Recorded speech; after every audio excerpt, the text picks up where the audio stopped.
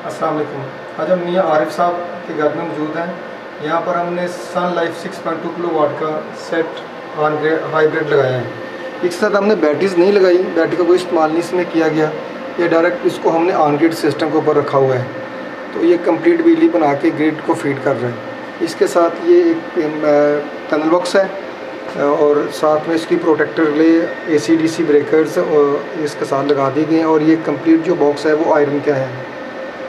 साथ जो हमने सन लाइफ 6.2 किलोवाट के जो हमने सोलर प्लेट्स लगे हुए हैं टाइप बाईफिशियल टायर 1 ग्लास की लगाई गई हैं और वो 10 प्लेट लगाई गई हैं हमने।